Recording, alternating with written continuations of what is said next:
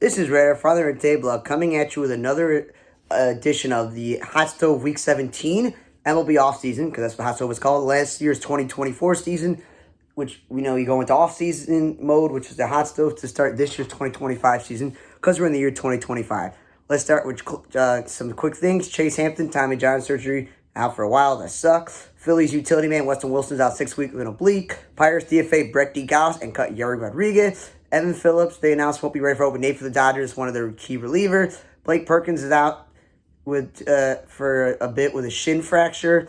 That's not good for the Brewers. Andrew Vasquez signed with Mexico along with Mike Baez. Good luck in Mexico. Zach Pennard has elbow inflammation. He'll be out for a bit. Cody Whitley signed a minor deal with the Rays. Jimmy Babakis is going to have last surgery. He's out for the year, so there goes rotational depth for the Brewers. Mariners picked up Trevor Gott and Garrett Hill. Trevor Gott, at one point, has all this potential being a very good closer and reliever. So it's, again, organizational depth. Tom Murphy, the backup catcher in the Giants, who when they gave him multi-year deals, like, why give this guy all this money to be a backup catcher when he's a backup catcher in Colorado, I think previously in Seattle, not great winning franchises. Well, he has a herniated disc, so they got to figure out their catching situation because Blake Sable's gone, so they don't really know who's going to be the backup catcher. So that's not good for them. Jamie Westbrook, the former Red Sox infielder, signed a minor deal with the Rays, and again, organizational depth, don't see him playing that much. White Sox last week announced they signed Mike Clevenger, and I talked about this on the weekly On the Radar podcast, on this video. What is this love affair with Mike Clevenger? Last year, by the time he got signed, he got hurt, and it didn't matter. And then we got rid of a young guy that we never even tried, but then it turned out in our favor that he got busted for gambling. So that didn't matter, but this time I'm okay with it because it's a minor league deal. And if they're planning on using it as a reliever, I feel that's stupid. With Kai Bush out for the year with Tommy John surgery, and, Davis Martin Davis, because, he's got two first names, just came back at some point to the end of last season after having all the surgery. And Jesse Schultz is coming back from Tommy John surgery. So I don't know, is Martin Perez and Mike Clevenger to eat innings in a rotation that's all young with Jonathan Cannon leading it a bad idea? I don't know. I'm not sure about the reliever idea. Bad news for the Mets. They re-signed Sean Manaea after a really great season. And now he's going to start the year hurt. It's a little bit how last year Kodai Senga got hurt and missed a huge chunk of the season and then came back and got hurt again. Hopefully, Manaea comes back because the rotation of him and Kodai Senga at the top is great. Because already Frankie Montas is hurt, which was, again, there was no reason for you to sign him in the first place. And then you signed Clay Holmes to be a starting pitcher who hadn't been a starting pitcher since his rookie season. So that's really the Mets' top four. It's not good. Everyone's like, oh, the Mets are World Series champ. They can win the World Series. They can go pretty far. No, the pitching staff this year is very thin. I think the Luis Severino leaving is really going to come back to hurt them in that situation there. But he and Nick Madrigal went on the injury list. We'll get to more Nick Madrigal in a second. Alexander Canario, the Mets acquired him from the Cubs because the Cubs DFA'd him. Pirates announced that Carmen Mololitsky is being stretched out as a starting pitcher, so that's good depth for them. Harold Ramirez, the former outfielder DH, is signing in Mexico. Good luck to him. Wes Benjamin's going to the Padres. Reese Ner's going to the Padres. Brady Fiegel's going to the Twins. Mets picked up Jose Urena, who literally pitched for the White Sox during, not last year, but 2 years ago when they were also terribly bad. And the Rangers this past year, used him as a starter when they had all these injuries and then as a long reliever. If that's what the Mets are signing because of all the injuries, that's not good. That's like the last resort of a guy you have to throw out there because you had no other choice. Scott Efros of the Yankees has a hamstring injury, and I just feel bad for this guy.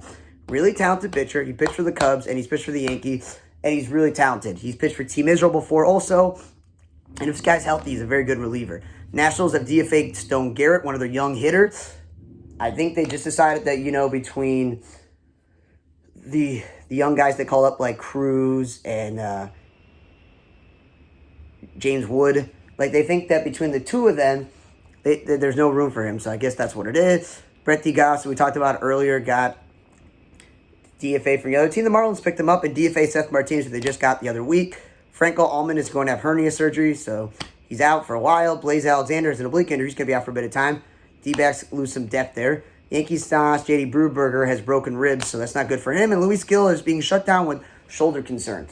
The reigning Rookie of the Year in the American League, I don't think he should have won the Rookie of the Year, but it's another story. That's not good for the Yankees. He's a huge part of the rotation. Tigers announced that Matt Vierling will miss opening day due to rotator cuff injury.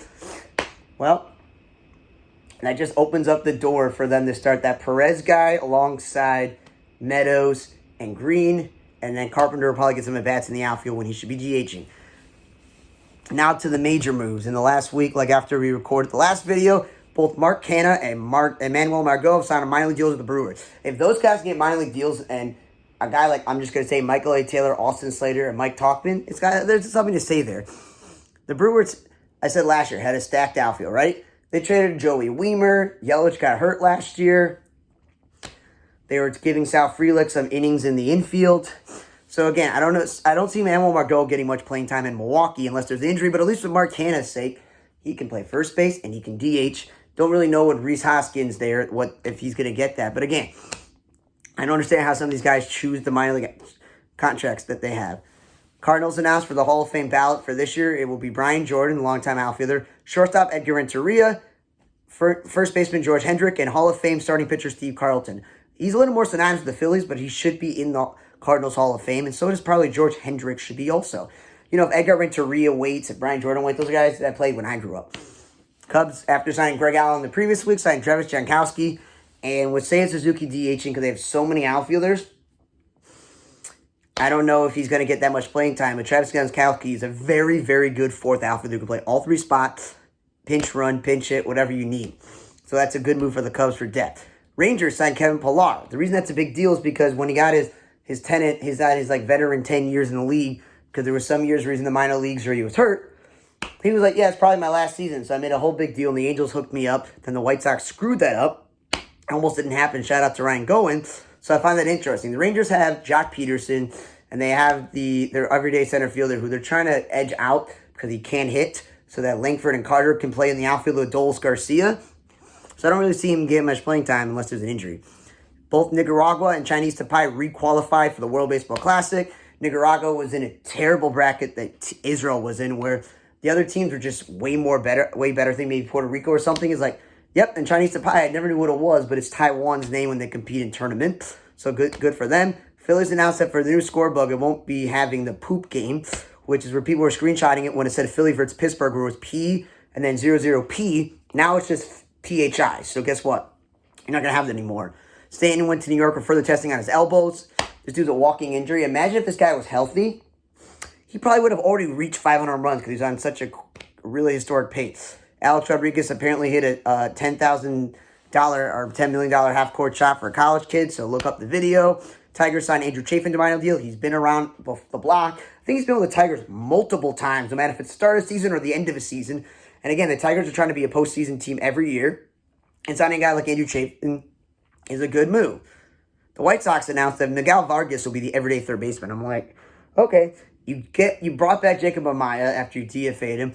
You want to give Sosa and you want to give Ramos time, and it looks like you're going to have Josh Rojas play second base. Josh Rojas is much better suited to play third base. So I just listed to you 4 guys that should be getting time at third base. Then you signed multiple guys to minor league deals like Brandon Drury and Bobby Delback. And then you also signed utility man Nick Maytime to a minor league deal, and Joey Gallo you signed a minor league. He's an edge-born third baseman. So what I'm getting at is between the guys who are the young guys and the guys who are the veterans, all of them have proven to me I'd much rather play them than Vargas. He hasn't proven anything. What he's proven is he's a man without a position, wasn't healthy in LA, there wasn't enough playing time for him, so he bounced all over the place and never really showed what he could be. And the White Sox think that people are thinking the White Sox, because they got fleeced in the trade that sent Tommy Pham, Michael Kopech, and Eric Fetty to St. Louis and LA, that they didn't really get anything back, that they're just trying to hold on. He's not the answer.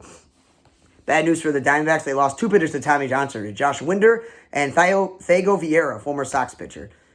White Sox have lost Andrew Benintendi for almost a month, maybe 6 weeks with a hand fracture, so that'll open up the door for some other outfielders to play. Angels officially announced Zach Neto's out for opening day, and we already knew that with all the moves they made, like Tim Anderson and some other guys to minor league deal. Albert Pujols will manage the Dominican Republic team in the World Baseball Classic. That's really cool to see that. The official magical news after the Mets put an injury list, he's going to be out for the year with shoulder surgery. So guess what?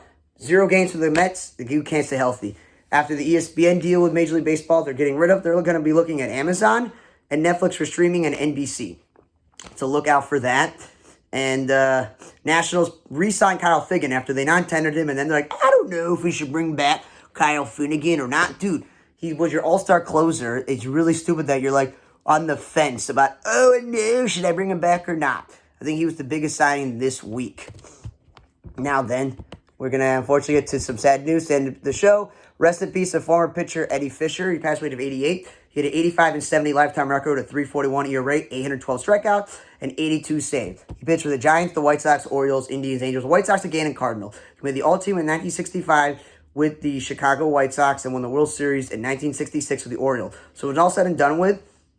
All-Star appearance, Sporting News Reliever of the Year, a World Series champion, and he's currently 92nd on all-time games pitched and 72nd on the all-time MLB games finished list. So you know what? Not a bad career for Eddie Fisher, so rest in peace to him.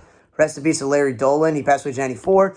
He was an attorney, but who was the principal owner of the Cleveland Indians at the time for 2000 and 2025, and was the founder of Sports Time Ohio, which is now the FanDuel Sports Network Great Lakes. And he actually bought it from the original owner of the Jacob, because the stadium was named the Jacob.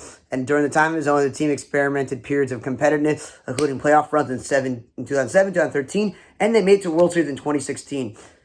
And they included several seasons with over 90 losses, but you know, it comes and goes. So rest in peace to Larry Dolan. Thanks again for listening to another edition of MLB Hotstove Observations, Week 17, ending of the 2024 regular season, going into this year's 2025 season. From the Radar Tape Blog, I'm Radar. See you guys next time.